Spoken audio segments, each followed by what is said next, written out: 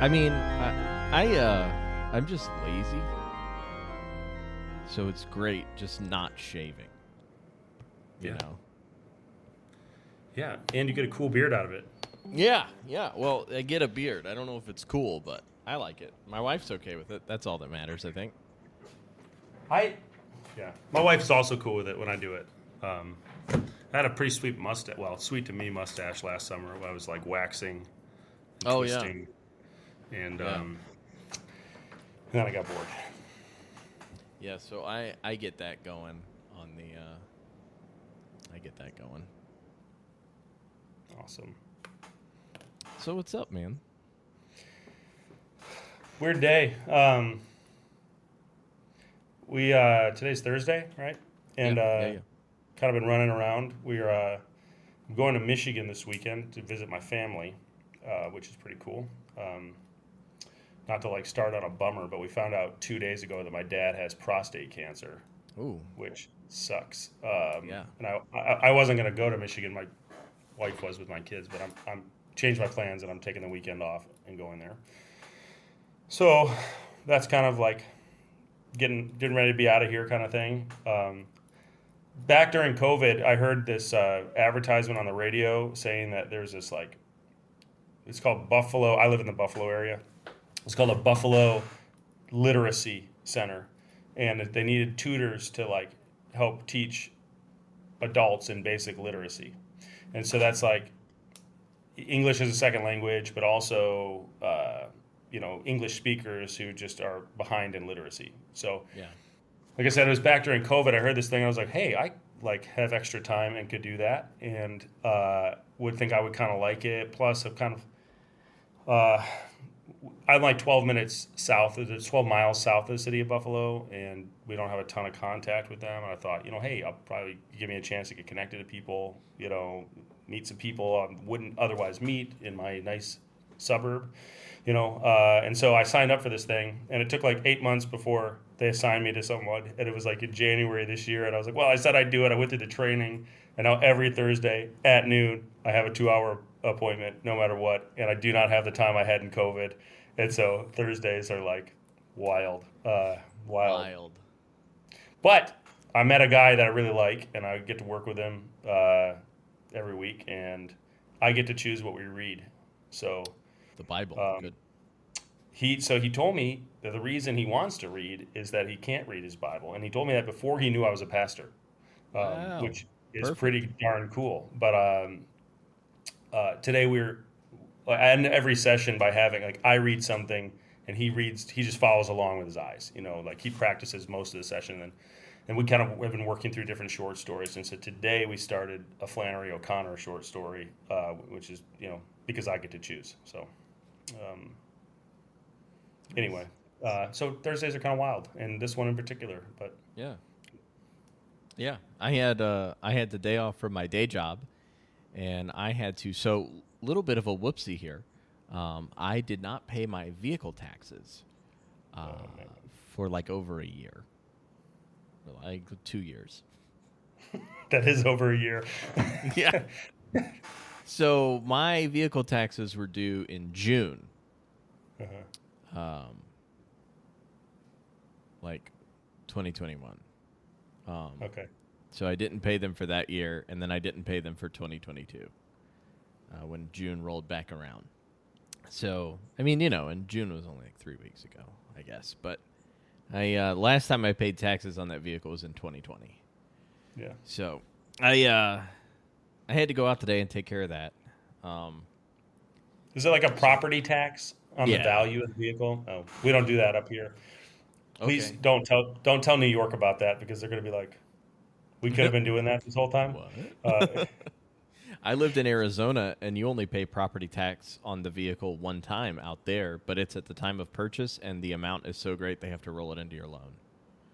I literally am in the process of buying a vehicle, and it's going to be like $3,000 I have to pay. Yeah. Oof. It's wild. Yeah.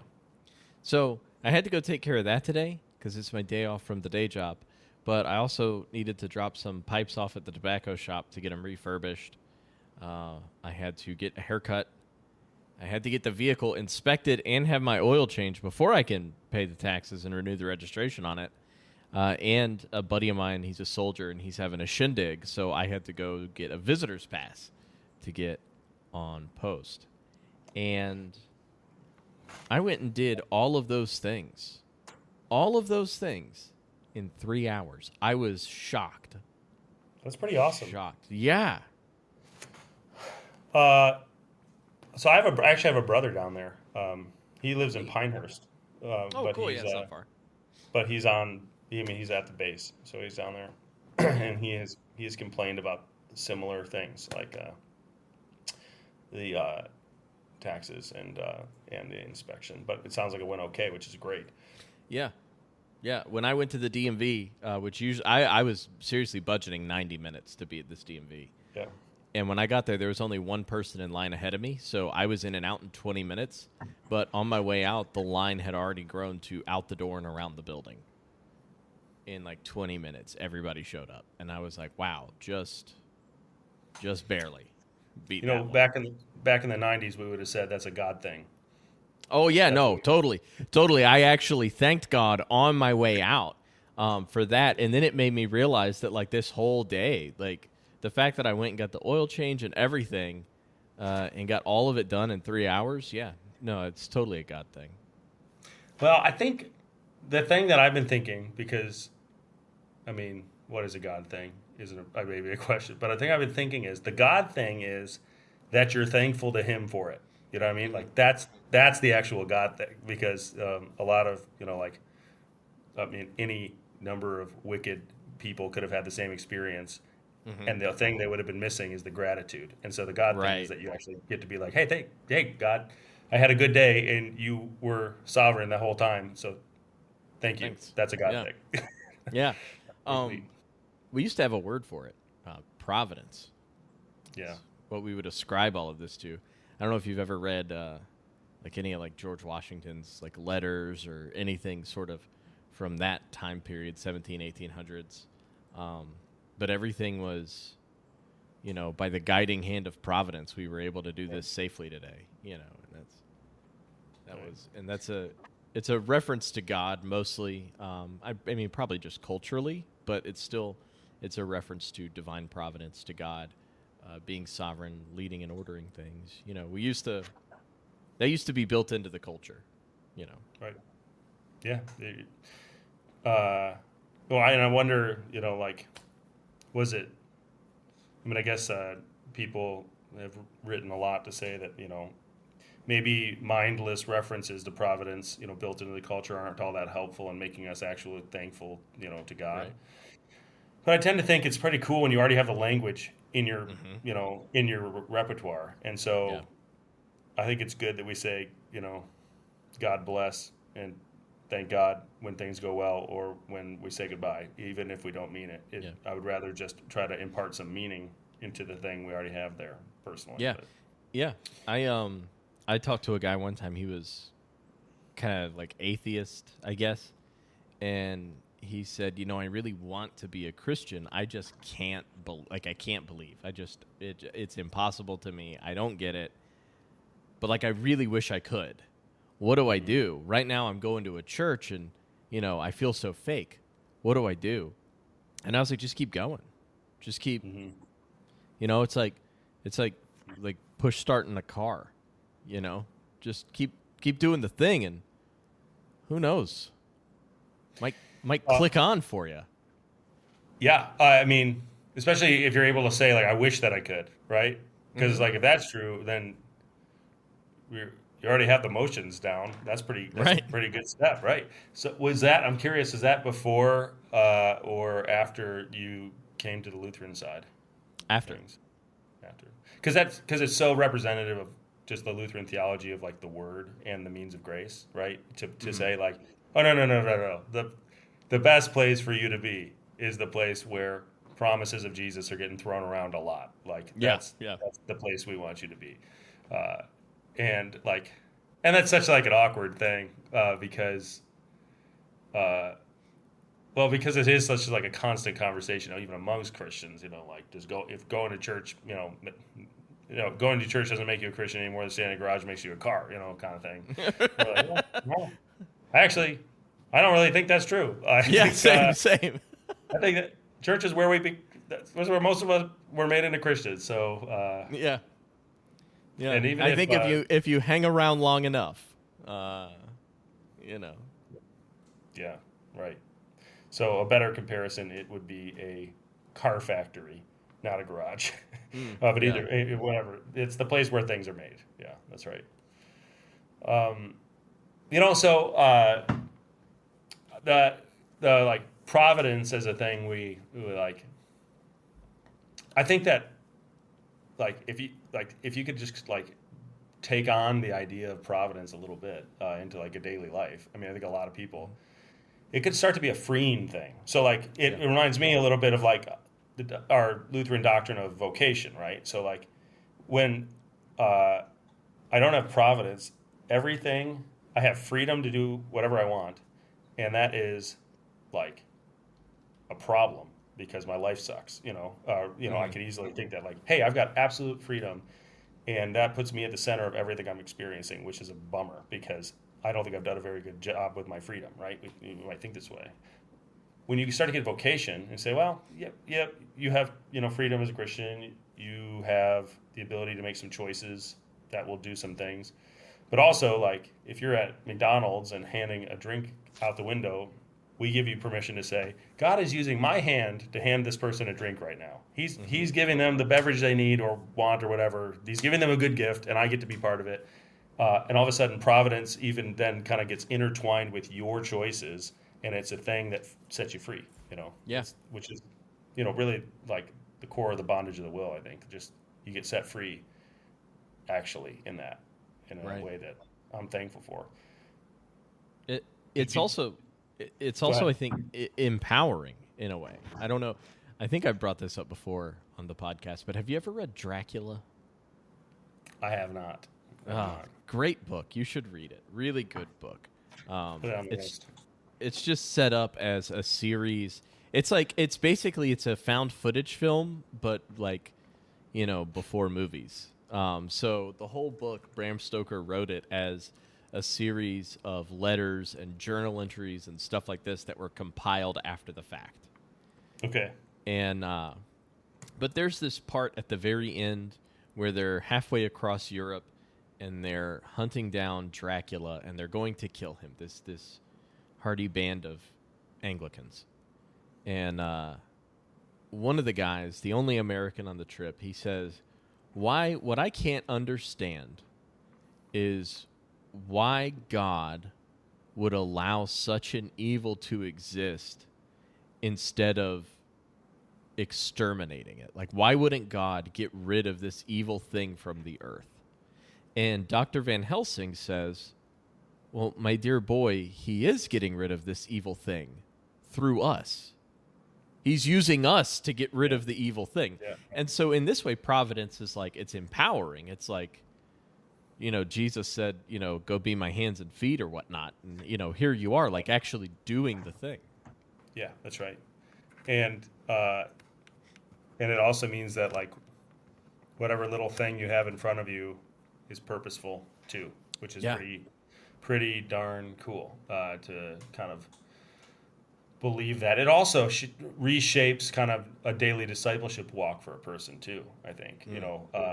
So Gene Veith is our great kind of vocation writer in the Lutheran world. That's how I think of him anyway. And he's got this great little thing where he talks about this, like the mom who is forced to just choose between feeding the crying baby or reading her Bible, like one more day. Like she's got to make a choice. She cannot do both these things right now. She cannot have a quiet time and also go feed this crying baby.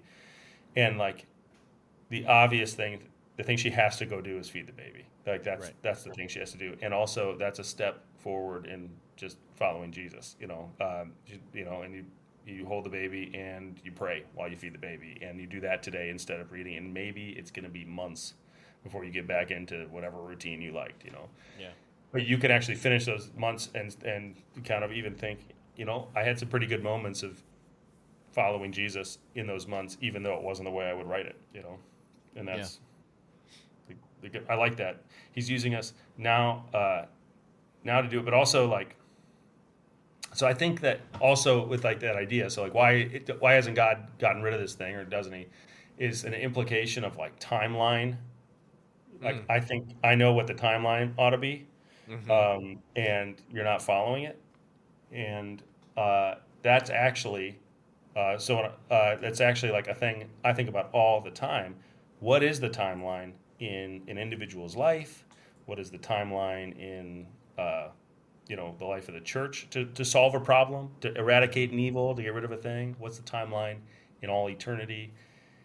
In all cases, I don't have an answer for that. So the best thing I could probably do is calm down a little bit and say, like, how are you going to use me? I also think regarding like timelines to do a thing or what have you, I think that's one of those areas where like we look at it backwards. We do this a lot. We look at it backwards. I was talking to some friends last Sunday after church. We were talking about life, and does God define life differently than the way we define life? And it was a whole big subject that we were talking about, but ultimately, like, we define life as any kind of natural process that's able to change and grow and then reproduce before it ceases. And this is sort of the working definition of biological life. But maybe God defines life differently, because one of the things that brought this up is we were talking about the resurrection, and I like to point out that it's implied throughout several passages in the Bible that in the resurrection we'll be vegetarian or perhaps pescatarian. And you can point out that Jesus, post-resurrection, pre-ascension, only eats fish. He doesn't have anything other than any other kind of meat, just fish. And we consider fish alive, but in Jewish literature, they don't. They consider for it something to be alive, it must come from the earth. And fish don't come from the earth. They come from the water. So we were talking about, is God's definition of life different from ours? And one of my friends said, well, we know plants are alive because if you speak to them nicely, they grow really well. And if you speak to them mean, they grow really sad. And I said, is that confessing something about plants or about you? Yeah. Right? Like what's the active force here? Is it the plant that's listening and is happy because you're speaking nice? Or do your words have maybe a bit more power than you think they do? Right. And so I think we think about these things sort of backwards sometimes. And maybe when we're talking about timelines and all this, we're the slow ones, not God. God's already defeated the thing, and he's like waiting for us to catch up. Yeah, that's right. Right? So actually, that's like core of stuff I think about all the time. Yeah, you kind of like took my mind to after Johnny Cash died. His son said something like, my dad's life was just like a battle between the darkness and the light, and in the end, the light won, is what he said. And like that's a pretty awesome. That's the kind of thing. Well, I think that's probably the kind of thing we would really want to hear after somebody who's had an embattled life. We'd really want to hear that. But like what's kind of awesome about it to me is that it like in retrospect we can do this, but just like timelines are really messy for us, and they are less so for God. So Johnny Cash was saved whenever God declared it true, and that. I don't know what that means about the 80s or the 70s or, I don't know. Yeah. But I do know, whatever it is, it's about, So what's cool is, like, the declarative idea. So God, makes a thing true is we then mimic. So in your example, God declares me alive, He tells me that I am, and by telling me that, it becomes true. That isn't a confession about me being spoken nicely to by God and therefore getting more saved. It's a confession about the performative word of the Lord, right? Yep. So how cool is it then that those who have dominion over the earth might mimic that, even to a small degree? And we know it's true even if somebody is listening to this and thinking, I don't think talking to a ficus is going to make a difference, but even if a person can't accept that, although I'm sure there's data, There is. we know it about our dogs.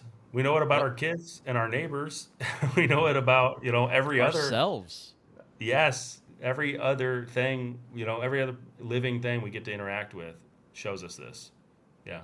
Yeah, that's right. Yeah. I was at work. I was at work the other day, and some guy, he had to pay for a thing, and he puts his credit card in the machine, and he goes to type in his PIN, and it declined, and it came back, and it said incorrect PIN. And I was like, oh, sorry, bro, you typed your PIN wrong. And he goes, oh, I'm so stupid. What an idiot. I can't believe I did that. And I said, Brother Bear, let me stop you right there. If I had just said that to you just now, if I had said, oh, my gosh, you idiot, you entered your PIN wrong. What? I said, would you be mad at me? He was like, dude, I'd knock you out. I was like, right, so don't say it to yourself. Mm-hmm. Like, yeah, that's good. Watch the self-talk. You know what I mean? Like, if you wouldn't let a stranger say it to you. Okay, one time last year, I was like super tired, and I was at a 7-Eleven buying a bottle of water, and I kept trying to put my $10 bill into the chip card reader. Perfect. And I think in that case, if the person behind the counter had been like, "Are you dumb?" I would have been like, "Okay." In this case, I think even the plant would have responded, "You're right. I'm trying to put a $10 bill into a chip card reader." I don't know, but I think you make a good point because you just have to believe what I mean. Yeah, that's it. If God says you're a beautiful creation, then you should probably believe that. Is the bottom line, right? And you have to talk like that. You have to. Yeah, that's good. Yeah, it's and some people get weirded out. I grew up Pentecostal, so less so there, and I found more so in Lutheranism. People get a little weirded out, and they're I guess worried about like word of faith heresy kind of stuff. Which I get that.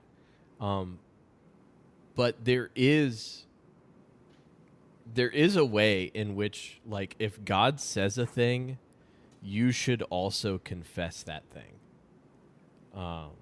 If God says that you are forgiven, then like that's the you should confess that thing. You should confess your sin. Of course, I'm not denying that, but like you shouldn't mope around and go, oh, man, God doesn't love me. I can't be saved. No, because that's not what God says. So who's lying here, right? Yeah, that's right. I every once in a while, usually a younger person wants to talk to me about how do I pray about my deceased loved one. And I kind of find that I kind of go there often with them first. Like, I love that you want to pray about them. That's good. You're having feelings and you want to turn to God with them, and that is the thing we should do. And also, you really want to know that your loved one is with Jesus, And so that's a reasonable thing to be feeling too. But we also have to trust his declarative promises right now. So if we're going to pray about your loved one, like for them even, or if you want to talk in those terms, let's make sure we do it in a way that is trusting in their baptism, for example, and is not hoping that their baptism works, kind of way, which is a thing we might do. We're not praying for a soul in purgatory. We are praying for somebody who had the promise laid over them that they are a child of God, and so let's pray prayers of thanksgiving for that promise. Let's pray prayers of hope that we will join them in that reality, but let's make sure that everything we're praying is actually consistent with what God told us. That's really super important. And if he says it, then it's kind of got to be true too. Yeah. That's awesome. So you grew up Pentecostal. I went to a Pentecostal college. Oh, sorry. A big upside to it was that I met my wife there. And, huge upside. And she's like the best Lutheran I know now. But nice. Yeah, I went to, it's called Lee University. Do you know it? You ever heard of it? The denomination is Church of God. Cleveland, Tennessee is the Church of God. But so I wanted to go to school. I grew up in Ann Arbor, like right next to a Concordia. And so I wanted to study youth ministry. And like I didn't like literally did not get a piece of literature from Concordia at all. Like I did, they never like reached out, and so I was like, man, Were well, you I hear Lutheran? that. Yeah. Well, yeah. I mean, it wasn't a problem in my brain at all to head down south and go to this Pentecostal college. So take that, like it didn't even occur to me as anything close to a contradiction of my Lutheran confession. Right. And the church that I grew up in, especially like back in the '90s, was pretty wild. Like it was an LCMS church, and I saw people like give like testimonies, as in like prophecies in the service back in the '90s. Like a word a word of the Lord would come to them. You're probably actually familiar with this kind of thing, right? Like a word of the Lord would come to them, and they would go up and like whisper into somebody's ear, like I want to share this. And toward the end of the service, more than one time in my life, I saw that happen.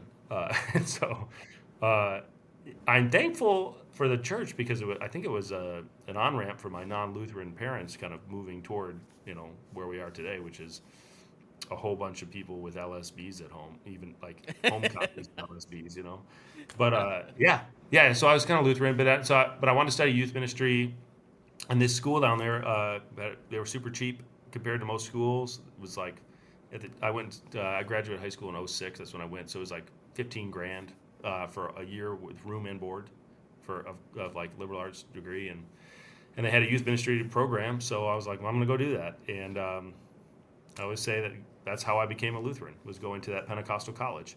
I was like, I was like, I don't know exactly what I believe, but I'm pretty sure it's not this. It's kind of how I felt the whole time. Actually, I learned some really important lessons. So like later, I started to kind of read things in seminary. I was given some readings on like I cannot remember. I'm like in the moment I can't remember who writes this, but basically is it helpful? What's the best way to like split Christians in America? Is it conservative and progressive? I think Twitter is proof that that's not true, because like you go to like conservative Christian Twitter and it's still a bloodbath, right? Like Yeah, and it's like, wait, it does not feel like we're all kind of close to the same group. But amongst conservatives, and even with some more progressive people put in, you actually do have a better chance of defining a group of ideology in like confessionalism. So basically, like those who are confessional are probably a smart group to put together. That makes sense because we're more alike when we're confessional, even if we have different expressions of confession or even different confessions. Being like holding fast to a confession is a thing that makes a Christian more like that group than being conservative or progressive. And then on the other side, the non-confessional groups probably are more like each other in that way. Even, and this one even more so, far right conservative groups that are non-confessional and far left progressive groups that are non-confessional have actually some pretty similar approaches to things. They do that. And so at my school, which was a conservative Christian school but non-confessional, you had an amazingly liberal like anthropology and English department, and an amazingly conservative like Bible department. But then even within that Bible department, you'd have people who were like, a woman wrote Hebrews, and Jonah is a parable, and like, Right. so like it was a complete like inbreeding of. It was completely like mixed up. It was so I just thought like conservative, that means a thing. And what I learned there and was able to kind of see in retrospect is that's actually probably not right. These people lacked a confession, and so when you don't have a confession, anything goes. Mm-hmm. Yeah. That's kind of Well, wild. Yeah. Well, you see it. The church I grew up at, you'd say is conservative, in that they like won't perform a gay wedding, Right. I guess, but totally down with female pastors. Yeah. So like that's not conservative though, But Yeah. I realized that like what you're saying, like that may be conservative, but it's not confessional, And well, probably not conservative even though, where you push it, because what are you conserving? It's kind of What if conservatives ever conserved? Well, there are probably some true conservatives. Probably don't have a lot of friends, and they probably aren't on the internet if they're true conservatives. I don't know. I think about it like this: like the most progressive worship in the country is generally linked to conservative Christians, right? Like the most progressive forms of like worship, like those are the people who have the most like. I mean, you find a lady pastor in a round collar, and they're probably singing from a hymnal at her church. You know, like that's generally how it's. So it's not that helpful probably to use those terms because it doesn't actually mean. I don't think it means what we think it means. You know, and so, but then tying it to confession is actually super helpful, and. I was only half joking when I said that if I came on this, I wanted to talk about like country music, law, gospel, things like that, because I actually think that that's it's a place where we can look for a pretty good expression of kind of like folk religion in our country over time. Okay. And it demonstrates to us so like there are good ways to look at it, ways that I think are really helpful. And there are other things that could be super depressing because they show what we actually believe sometimes, sometimes. But I think it's a place that's like that tells the story of what it tells two stories. It tells a story of what I want pretty well, like doing what I want pretty well, which is kind of like a thing that America has known well. And also it kind of tells this recurring story of being brought back from doing what I want, like pretty well too. So, I mean, the best example is that like you get a guy like Hank Williams, who sings, like if you got the money, I got the time, or like I don't know, going out and drinking songs, or like I love you songs, or you kick me out of the house again songs, and it's like kind of like we see the dark, difficult side of life, right? And like Hank Williams at this point is like darn near about 100 years ago, or 80, 90 years ago he started recording, right? So he's singing those songs, and that's important because we're singing those exact same songs today if you listen to modern country music, But then like the next song on his album would be I Saw the Light, like I wandered so aimless, life filled with sin, I wouldn't let my dear Savior in. You see, you have some decision theology there, but even still, like he's starting to tell a story of kind of like an ebb and flow between sinner and saint, so to speak.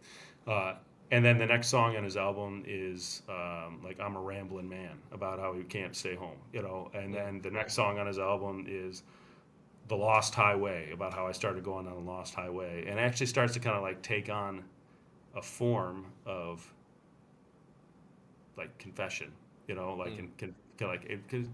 think confession. Maybe, depending on the album, the singer, all those things, missing kind of like declaration of absolution, but like it starts to actually look similar to what kind of God tells us to do about things.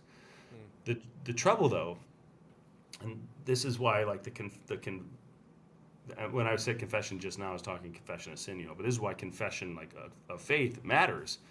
Is a lot of times when you get to that like rock bottom of like, and we see this in the singers' lives very much, like I have done everything I wanted, and it's broken me real bad, like I've got nothing, and Jesus, I need you. They get there, and then there's not a confession which informs a pattern of life to go forward. We're using terms like I backslid again. I got to get on the straight and narrow. I got to do these things, but they're not handed the gift that is, here's how you can live a life, like free of this. No one is saying, hey, we're really glad to see you. Don't beat yourself up too much this week. Just, come back next week and I'll make the same promises about Jesus to you again, kind of thing. Right. No one's saying that. No one's saying, hey, I know you want some big changes. Don't quit your job. You don't have to do that. It doesn't have to be like, something, like that intense. Maybe just, how about we catch lunch on Wednesday and we'll see how it's going. We don't have that. We don't have patterns of just kind of like discipleship to hand people in those cases, and so like they have to keep then telling the same story, and that's Johnny Cash's battle between the darkness and the light. I think I get to the place because I've been given enough kind of the law growing up. I get to the place of confession. I can actually connect, and because it's written on my heart, I have sinned and I'm therefore full of sorrow, but I don't have any way of kind of like living in life kind of after that, Yeah. That's a thing that happens in those places. And I think actually it's, derivative of the lack of confession in a lot of those places. They might know the Bible really well, but I don't have any tools. And Yeah. unfortunately, like the way if you're going to keep going down that like line of thinking, you might actually get to a place where modern hymnody does a very similar thing. It takes me to a place of like confession. Hymnody is probably not the best word, but like modern worship songs could do a really similar thing where I get to the place where I'm at rock bottom and I just said some vague stuff about how Jesus could pick me up from there. But as I'm walking out, I don't actually know what that could look like or what I should do about that, or what could tomorrow be, unless I could have another experience like I just had now, which felt pretty good, kind of thing. And in that sense, I think like it remains kind of folk religion then, it's like we're just kind of telling the same story again, but now in slightly different ways. Right. Different names, different locations, but the same kind of thing, right? Yeah, I think so. I think there's also a trouble though, like, what kind of music do you listen to? If you're listening to like just your music in the car, what are you listening to? Heavy metal. Okay. Do you listen to Christian heavy metal? Some of the bands are Christians, yeah. I don't know that. I mean, there's some bands that are pretty explicitly Christian, Wolves at the Gate, For Today, a few others. But other bands where it's just like, we're just here making music. Like, we're all Christians, but like we're just making music. Right. And then a lot of non-Christian stuff too. Well, I think that if you're talking about like music as expression of confession or not, or lack of confession, like to some degree, the kind of music it is actually kind of matters a little bit.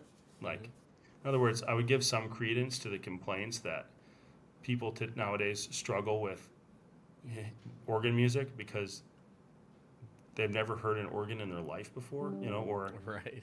they have, but only in a context that they literally hated, and it, it's meant nothing. Like, there's some reasonable, and like, people get kind of grumpy, like, why do you teach the classics better, or classical? Like, I'm okay with that, I teach my kids to, like last week I was working on a alto line of a hymn with my daughter because I want her to be able to do that kind of thing. I think it's great. I love it.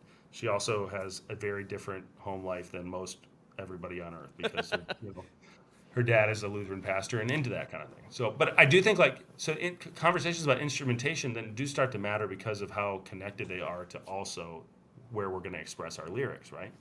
Mm-hmm. And I think when something is like closer to a folk expression, that's actually a good thing, generally speaking. So in American history, white music and black music, for example, white people music, black people music have been really close to each other, like walked alongside of each other in a lot of ways, and you get amazing crossovers, and even like in the pop world today, they've really kind of blended, and like blended in a way that's like really interesting and wonderful and great. In the 70s, you had a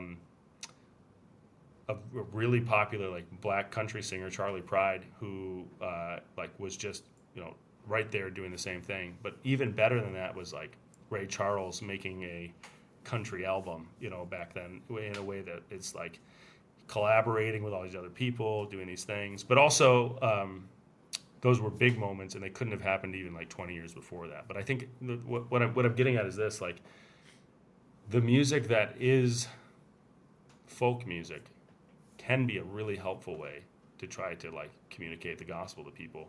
But if we're going to do that, we need to also be touching on the narrative approach of folk music. So pop music, in so far as it is narrative, it tells a story, it does good things. If we could like draw that out, we might be able to do wonderful things with Christian ideas, right? It's when we don't and we get like, what's the 7-Eleven, like 7 words 11 times, music that does it, that like Yeah. it stops telling the story, and therefore it stops telling stories at all, and therefore isn't a very useful like tool for telling the gospel, which is essentially a story, right? Like it needs to do that. So hymns that do that well, I think hymns in history do that well because they're kind of folk music, right? Like that's why like Bach was kind of writing folk music in a sense, and and so you can tell a story well with it. I think the same is true with like country music, and I think that like in some culture, then probably heavy metal does it really well too. If you can tell, but you have to be able to tell a story in the thing.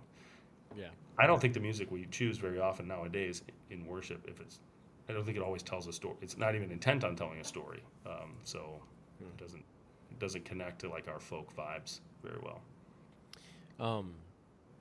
We pulled out a hymn the other day, and I looked down at I always like to look down and see who writes the hymns, who writes the music, whatever. And I forget what the hymn was, so when I say that it was super impacting, no one's going to believe me. But it was just really, like, theologically, like, super deep lyrics. And so I was like, who wrote this? This is, this is gold. And I looked down at the bottom, and it's some long-dead saint wrote this hymn in 300-something A.D., It's like the earliest recorded of these words or whatever. And I was like, dear Lord. Hold on, someone's knocking on my window. That's awkward. Sorry. Long dead saint. Keep going, sorry. Yeah. And I was like, just think, like, our people, we have been singing this song for like almost as long as we've been here. Right? Like over 1,000 years. I'm singing this song with like an ancient church. Right. And I don't know, like I think there's a way in which like that's, as Christians, like we should have our own kind of culture, and we should do, I think we do have a culture, and I think we have kind of a responsibility to pull people in and say like, look, this is like historically, this is who we are, and and like connect people back to that. I don't think we do a good enough job of that, especially not like the modern American kind of expression of evangelical Christianity. Yeah, right. Now, especially, so like if we have any perspective that's like, a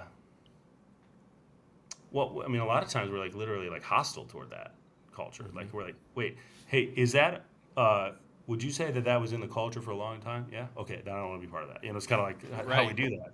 And I get that, and like, that's a pretty wild thing.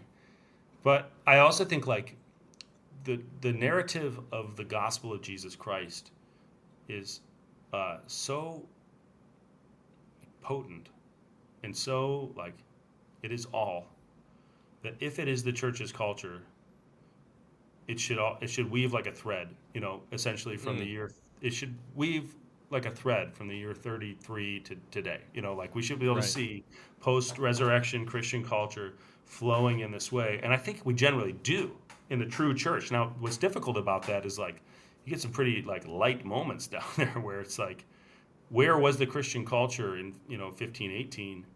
Well, it was in Luther's hammer and flowing through that if the church was not making a true confession, kind of thing. So you get those things too, but also I think I find that like if you do this more than I do, but when you sit down to someone with a different like confession in American evangelical Christianity and you start talking with them, they nod their head in agreement a lot. Like they like the way we're describing this stuff, and they're like, did you like? And I'm like, and what's awesome is I don't have to do it. Jesus does it for me. I say Luther's line from the Heidelberg Disputation. The law says do this, and it's never done. The gospel says, everything is already done for you. And they're like, yeah, that sounds awesome. That's what I want. That's great. Cool. Okay, then let me show you. Like, and it's like, so come back to the culture then. which the culture is the gospel. That's the core of what I guess what I'm getting at. The culture is the gospel, and I do think though that for somebody who has been made alive in faith in Christ, that's attractive when you can really kind of lay it out in a way that is they can see it. When I can actually say something like the gospel, I don't. People aren't like, that's dumb, I hate that. Like credo baptism rules. That's not how that goes. They're just kind of like interesting because I have not had that expression, and we've seen that in recent years with like the return to high church. I mean, like everybody trying to get high, like in like trying to like get to more of that kind of stuff. I think it's because the culture for us actually is the gospel. So the places where it is, is attractive eventually. There's this other thing in American history. I think I'm interested in a lot is that like even groups who would not confess stuff that we do, like infant baptism, or just like let's just say baptismal regeneration. Let's say there. Okay. Even people who in history would not do that. Fanny Crosby is one of the most famous hymn writers in American history. She wrote I think she collaborated with this one guy. They collaborated together in tunes and poems on 1,500 hymns, and that's just that. This guy William, I think his last name was Doane or something like that. Anyway, they collaborated on 1,500 alone. They wrote a lot of hymns. She wrote lots more, and some really Blessed Assurance, that's hers. Stuff like that. So she was a Baptist. He was a Baptist. They were not baptismal regeneration people. And yet they wrote songs that sang about they write songs that sing about healing waters, the river of Jordan as a place to go. You go for life and you cross through it and you come out on the other side in victory. Now some of that is other shore Book of Revelation language, but one of them they wrote together is called "Jesus Keep Me Near the Cross," and it's got this cool very biblical language of glory. I glory in the cross. So Jesus keep me near the cross, and this verse goes, "There a precious fountain, free to all, a healing stream flows from Calvary's mountain." So that's Old Testament imagery for sure, but a healing stream, for us, seems like we would only be talking about one thing. Yeah. Sounds like a font to me. Yeah, right. And then the chorus is, in the cross, be my glory ever till my, I think they use the word raptured, but they're not talking about the rapture, but lifted, right? That till my raptured soul shall find peace beyond the river. That's the song. Two Baptists write it. I don't know. I don't know what they were thinking about, but what I would just say is I think this is to me a moment where you can't even help but confess the right thing if you're using the scriptural language, and that ties to Christian culture. It has to. Yeah. Maybe that's crazy. I don't know. No, I don't think so. Because after I became a Lutheran, I had many friends and family members even come to me and say, "Hey, what do you guys believe about the Lord's Supper?" And so then, it's bread and wine, and it's the body and blood of Christ, and it forgives sins. There we go. And I had, probably half a dozen friends and family members at this point, half a dozen people total that I've talked to that said, I believe that, just from reading the Bible. Yeah. I'm believing that, but if I bring it up at church, people look at me like I'm crazy, but if you steep yourself in it, you're gonna get there. I think that's exactly right. If you are messing around with the Bible, you can't, it's really, unless you're totally alone. But if you are, if you're totally alone, you can go into your room and come out with any wild interpretation you want. But if I find exactly what you just described, more so than baptism, which is a little more difficult, the kind of we have to be, it takes more exegetical like homework to demonstrate either, I think, credo or pedo Baptist, position, right? Yeah. It's just more going on. There's more texts that are more difficult with, but the Lord's Supper just says, "This is my body," and then it has a bunch of people saying, "We're going to eat his body," where we ate his body, right. or when you eat his body, and so I find with people who come to my church from evangelical traditions, and we have a lot of that here, I don't have to work at all to convince them that the Lord's Supper is true presence. Yeah. It is, especially when I give them the helpful language of saying in, with, and under in a way we don't understand. Right. That because that solves the thing. They're like, okay, good. Because if you would tell me that like this is only that, I would say this still looks like a wafer to me, and I'd say, well, let me tell you about accidents and substance. Yeah, right, exactly right. They don't have trouble with that generally. It's like that's not that hard. Baptism takes longer because there's more to figure out there about.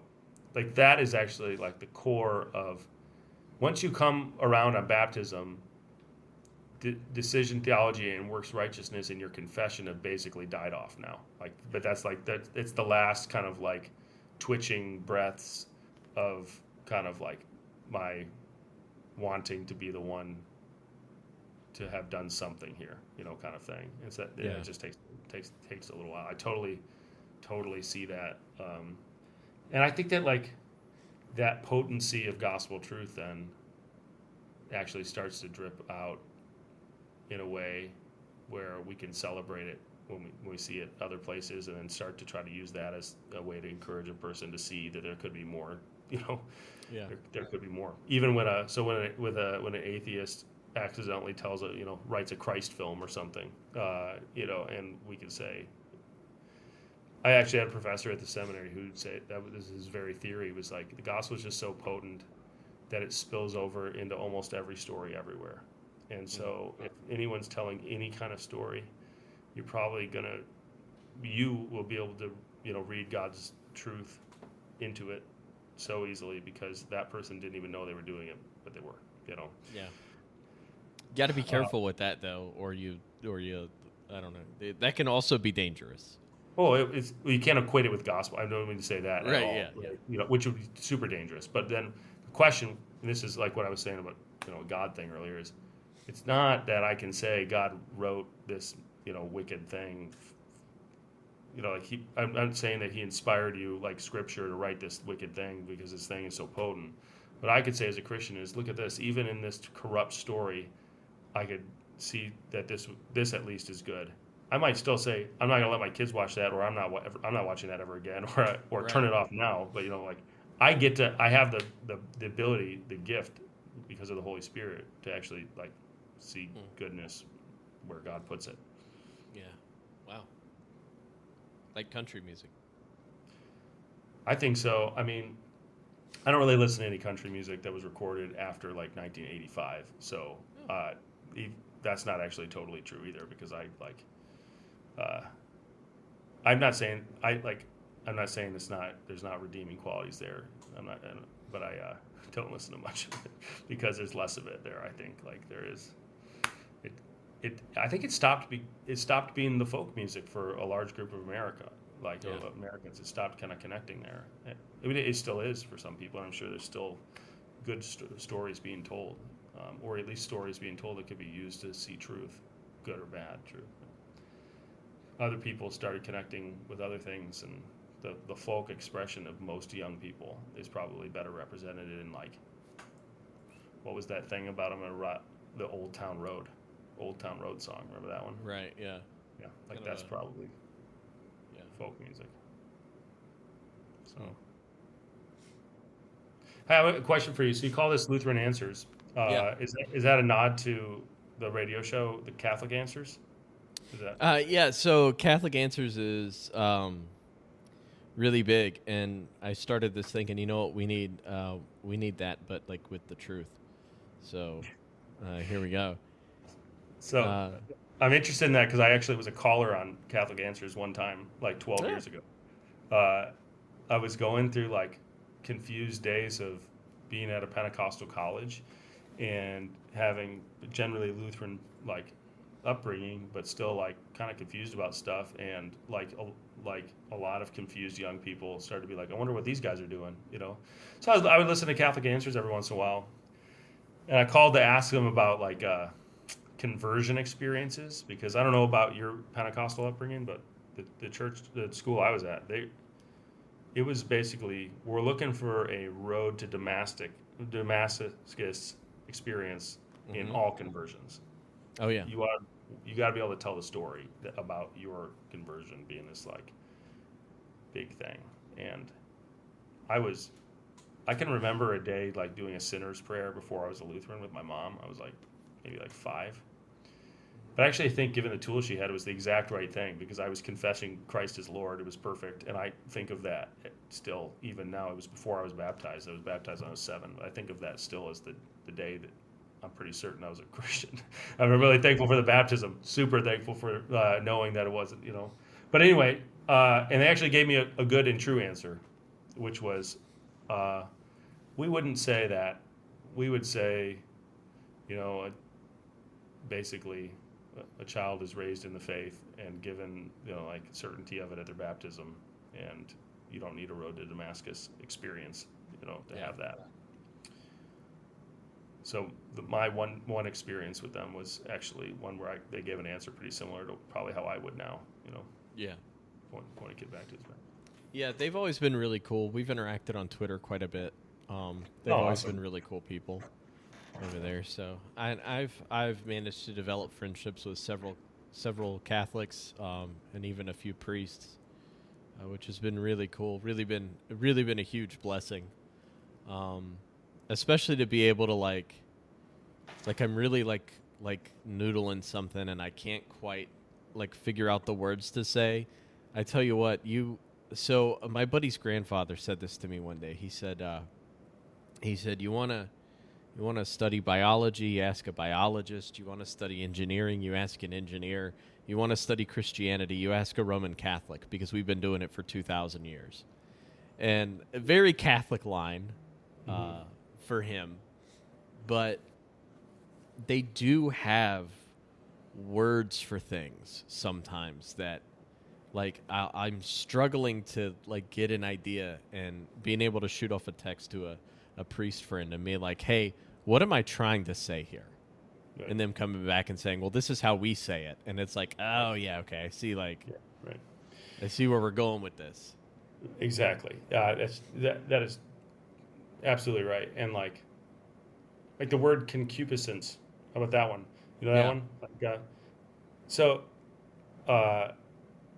I don't, you know, we talk about that in different ways, but it is sure is a helpful term, right? Like, it's like, that's actually, I don't know what else, you know, probably we have other versions of saying that, but actually it's like got helpful precision in talking about like a tendency to sin, right? And even sometimes I'm sure the words you get describe a thing that you don't agree with, but it's helpful that they gave you a term to know to use, and you know, and not. Yeah, and I can at least differentiate, and I do have Lutheran pastors, including my own pastor, that I reach out to as well when I struggle with things. It's nice to be able to have the perspectives, you know. But I find English is really clumsy for theology. English is really bad for theology because it's so imprecise, at least modern English. Perhaps there are more English words that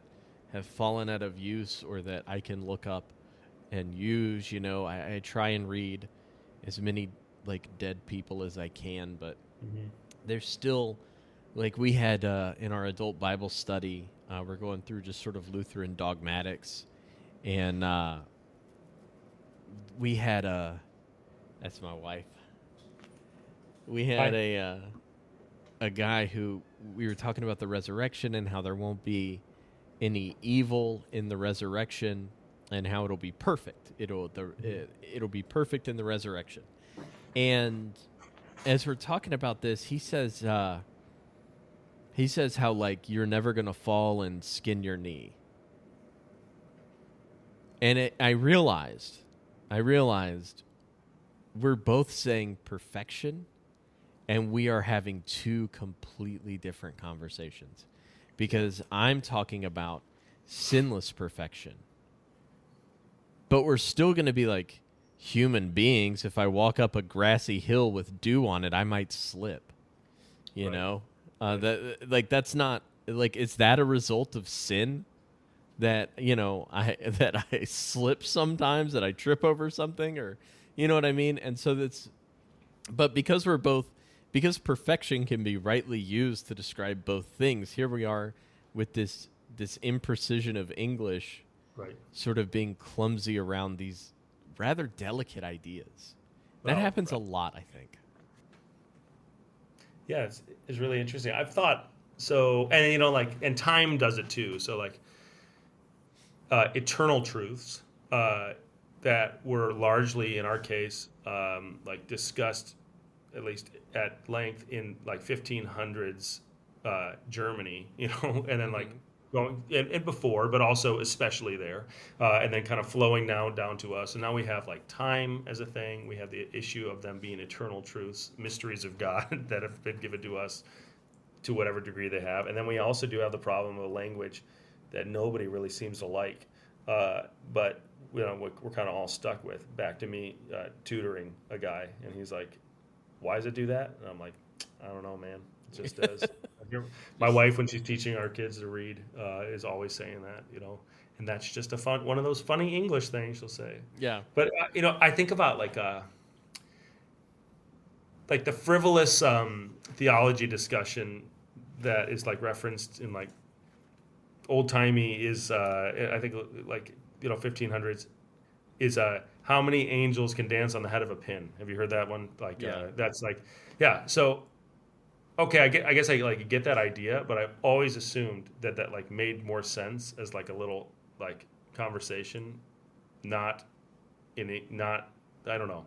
Maybe the idea just kind of comes on over, but I've always kind of been that never seemed the most helpful example to me. And I've wondered if I wasn't limited by time and also language and to kind of fully kind of understanding the frivolousness of this, because I don't know, it's kind of interesting to me to think about whether or not I'd skin my knee, which is a similar kind of conversation. But on the other hand, it's really hard to feel like I got anywhere with it. I had a similar conversation where we were arguing about whether or not would there have been naturally occurring forest fires in the Garden of Eden to clear out the underbrush, which are a good thing in our world, Well, even hurricanes in our world. Hurricanes are seen as evil, and this destructive force of nature that comes and wipes out cities, does untold damage to places like New Jersey and before that Louisiana. Right. But studies are showing now that marshlands on the coast actually help dampen and lessen hurricanes. And one of the reasons why hurricanes seem to be so bad is because we're draining and paving all these marshlands. And so there's this natural, humid, sticky trap for hurricanes that we're destroying. And the hurricanes themselves are fighting erosion. The beaches get eroded from all the waves all year round. A hurricane blows through and dumps tens of thousands of pounds of sand on the beach. Right. And so it's here's this thing that we look at as evil, but it's it's a natural process that's actually incredibly beneficial. We're just my stupid house is in the way is all. That's exactly right. So I was out in North Dakota this summer. My wife grew up there, and I was talking with someone. And they were telling me, I'd never heard about it, and I don't remember what it's called. Farmers do this thing where they get in an airplane and they fly into a storm, someone will do this, and then they put a chemical in the rain clouds, which is supposed to keep it from hailing. Is what they do, because hail ruins crops, right? And so it's people, and they do it in different parts of the world too. I can't remember what it's called. They go up there, they fly, they put this chemical into the rainstorm to make it so that it won't hail. And all I thought was, this is how we're going to find out how important hail was. Yeah. This is we don't know what it is, but this is how we're going to find out. We're it took me days to get over the shock of the idea that we were literally trying to affect the weather. we're gonna. I mean, I'm sure that if we could put a chemical on the hurricanes to make them stop, be less so, we'd be doing that too. And our beaches would erode, right? Is what would happen. That's exactly what I was thinking. I'm like, I don't know. Maybe we should be less dependent on corn. Maybe that's the thing we should work on. We love corn in America, though. We love it. Yeah, we use corn for everything. That's right. That's right. I think it's like way more places than we even could guess. Yeah, that's right. Yeah. Sam, thanks for being here, man. Dude, it's fun. It was fun. I'm glad you. I'm glad you do this. I think it's cool that you have gotten a lot of different voices, particularly voices I see interacting with ideas on Twitter. That's totally fun. In a way to just kind of have healthy conversations about things. It's great. Awesome. Anything I can plug for you? Your church, your Twitter? I got those in my show notes. Anything else? No, man. I'm just a pastor and husband. I'm just kidding. That's the Twitter thing we make fun of all the time, right? Pastor husbands. No, that's great. You don't even have to plug those if you don't want. I'm glad to be here. Okay. Well, it was a good time. And I will, I guess, talk to you soon. Well, hope so.